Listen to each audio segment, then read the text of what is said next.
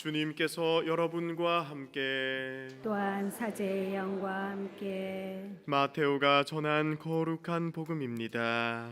주님 영광 받으소서. 그때 예수님께서는 성령의 인도로 광야에 나가시어 악마에게 유혹을 받으셨다. 그분께서는 40일을 밤낮으로 단식하신 뒤라 시장하셨다. 그런데 유혹자가 그분께 다가와 당신이 하느님의 아들이라면 이 돌들에게 빵이 되라고 해보시오 하고 말하였다. 예수님께서 대답하셨다. 성경에 기록되어 있다. 사람은 빵만으로 살지 않고 하느님의 입에서 나오는 모든 말씀으로 산다.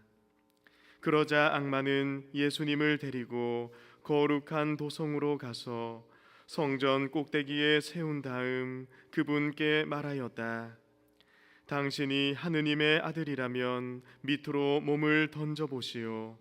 성경에 이렇게 기록되어 있지 않소? 그분께서는 너를 위해 당신 천사들에게 명령하시리라. 행여 내 발이 돌에 차일세라. 그들이 손으로 너를 받쳐주리라. 예수님께서는 그에게 이르셨다. 성경에 이렇게도 기록되어 있다. 주 너의 하느님을 시험하지 마라. 악마는 다시 그분을 매우 높은 산으로 데리고 가서 세상의 모든 나라와 그 영광을 보여주며 당신이 땅에 엎드려 나에게 경배하면 저 모든 것을 당신에게 주겠소 하고 말하였다. 그때 예수님께서 그에게 말씀하셨다. 사탄아 물러가라. 성경에 기록되어 있다. 주 너의 하느님께 경배하고 그분만을 섬겨라. 그러자 악마는 그분을 떠나가고 천사들이 다가와 그분의 시중을 들었다. 주님의 말씀입니다. 그리스도님 찬미합니다. 복음서 강복 드리겠습니다.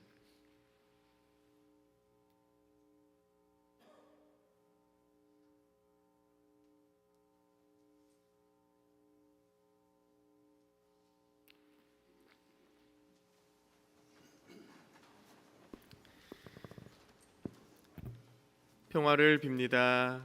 평화를 빕니다. 은혜로운 사순식이 잘 보내고 계십니까? 제2 수요일 날에 머리에 재를 얹는 예식에 혹시 참여를 하지 못하신 분이 계시다면 손 한번 들어보시겠습니까? 네, 꽤 많은 분들이 계시는데 오늘 미사 퇴장하고 나서 제가 다시 들어와서 그때 예식에 참여하지 못한 분들을 위해서 재를 얹어드리는 예식을 다시 하도록 하겠습니다. 맨 처음에 이곳 토렌스 수도원에 왔을 때 저는 깜짝 놀랐습니다. 수도원 곳곳에 필요 없는 물건들이 너무 많았기 때문입니다. 정말 오래된 물건들, 엄밀히 말하면 쓰레기에 가까운 것들이 너무 많이 수도원에 쌓여 있었습니다. 아무래도 긴 시간 동안 방치된 것 같아 보였습니다. 그런데 이곳 수도원만 그렇겠습니까? 제가 사제소품을 받기 전에 살았던 인천 강화도 신학원도 마찬가지였습니다. 아무도 열지 않는 식당 서랍 속 안에는 정말 많은 것들이 들어 있었습니다. 먼지로 뒤덮인 나무 젓가락과 빨대, 물이 바싹 마르고 곰팡이가 핀 물티슈, 그리고 아직 그 가게가 존재하는지 알 수 없는 오래된 치킨 가게 쿠폰들, 유통기한이 10년이나 지난 맛소금, 이런 것들을 보면서 우리가 정말 심하게 정리라는 것을 하지 않고 살고 있구나 하는 것을 느끼게 되었습니다. 우리의 내면도 마찬가지인 것 같습니다. 얼핏 보기에는 잘 정돈이 된 것 같지만 사순시기를 보내면서 진지하게 들여다보니 정말 먼지투성이입니다. 마음 같아서는 내 마음도 방처럼 깨끗하게 청소를 하고 싶지만 우리의 영적인 여정은 청소처럼 그리 간단한 일이 아니었습니다. 몰아서 하루 만에 할 수 있는 것도 아니었고, 그렇다고 매일매일 열심히 참여한다고 해서 완성할 수 있는 일도 아니었습니다. 그저 집안일을 관리하는 사람처럼 끊임없이 내 마음속에 필요 없는 것들을 비워내 나가는 과정이었습니다. 오늘 복음에서 예수님께서는 40일 밤낮으로 단식하신 후 악마에게 유혹을 받으셨습니다. 그 첫 번째 유혹은 다름 아닌 빵의 유혹이었습니다. 두 번째와 세 번째 유혹보다도 유독 빵의 유혹이 제 가슴에 더욱 많이 와닿는 이유는 인간의 배고픔이야말로 가장 원초적이면서도 가장 중요한 욕구이기 때문입니다. 며칠 전 제2 수요일 날 아침에 단식하고 나서 오전 일과를 좀 힘없이 보냈습니다. 배가 고팠기 때문입니다. 그러고 몇 시간 뒤에 점심시간이 되어서 밥을 먹었는데 마음속으로 이러한 함성이 터져 나왔습니다. 와, 이제야 살 것 같다.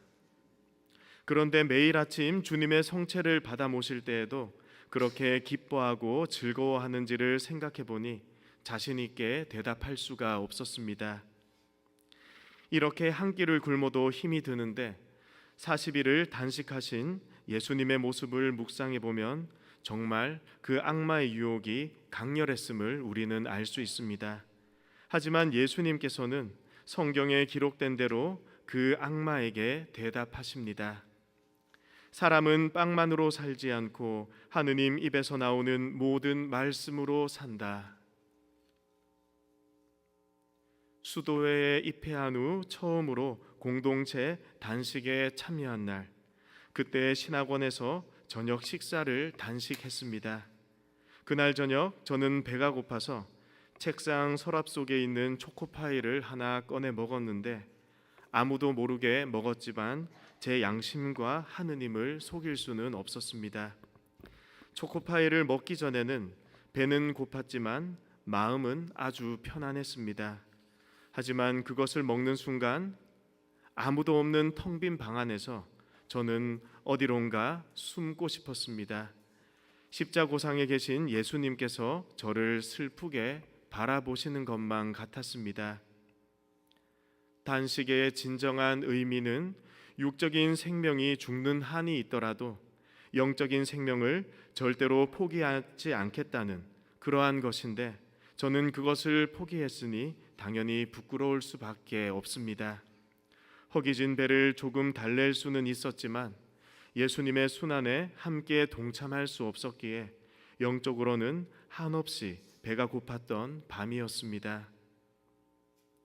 70인역 성경을 보시면 창세기 첫 인간에게 처음으로 사용된 주요 동사들 중에 음식을 먹다라는 뜻을 지닌 에스티오라는 동사가 있습니다. 첫 인간이 우리에게 보여준 첫 번째 행동은 바로 선악과를 따먹는 일이었습니다.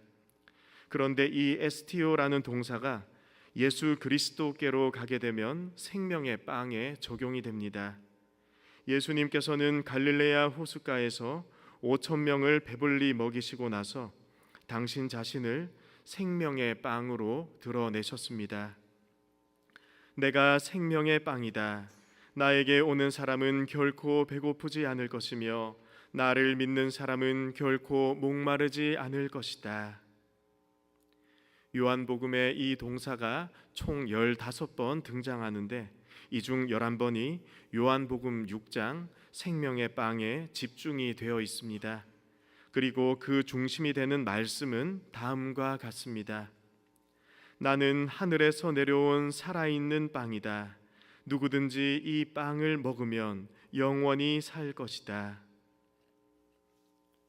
여기서 예수님께서는 당신 자체이신 생명의 빵을 우리에게 내어주시면서 그것을 먹으라는 표현에서 동사 에스티오를 사용하셨습니다. 이처럼 첫 인간이 선악과를 따먹으면서 저질렀던 죄를 예수님께서 회복하셨습니다. 그래서 첫 인간은 선악과를 따먹음으로써 에덴 동산에서 쫓겨났지만 우리는 예수님께서 주신 생명의 빵을 먹음으로써 첫 인간이 쫓겨난 그 낙원으로 다시 돌아갈 수 있게 되었습니다. 그러한 구원의 상태가 바로 사복음서가 전하고 있는 하느님의 나라, 즉 영원한 생명입니다. 예수님께서는 우리에게 썩어 없어질 양식을 얻으려고 힘쓰지 말고 길이나마 영원한 생명을 누리게 할 양식을 얻으려고 힘쓰라고 말씀하십니다. 우리가 먹는 인간적인 음식에는 먹지 않으면 죽을 수밖에 없는 우리 인간의 비천함이 들어있지만 그러한 비참함 안에서도 우리가 주님의 말씀으로 그리고 주님의 성체로 양육이 된다면, 그래서 주님의 순환에 동참할 수 있다면 우리도 그분께서 주신 생명 안으로 들어갈 수 있습니다. 육적인 것들을 계속해서 비워 나가고 당신께서 주시는 참된 음식으로 우리의 내면을 채워 나가는 것, 이것이 바로 우리가 사순 시기에 합당하게 해 나가야 할 일들이고 우리가 전생에 걸쳐서 걸어 나가야 할 길입니다. 당신께서 주시는 참된 양식을 통해 당신과 하나가 될 수 있기를 기도드립니다. 잠시 묵상하시겠습니다.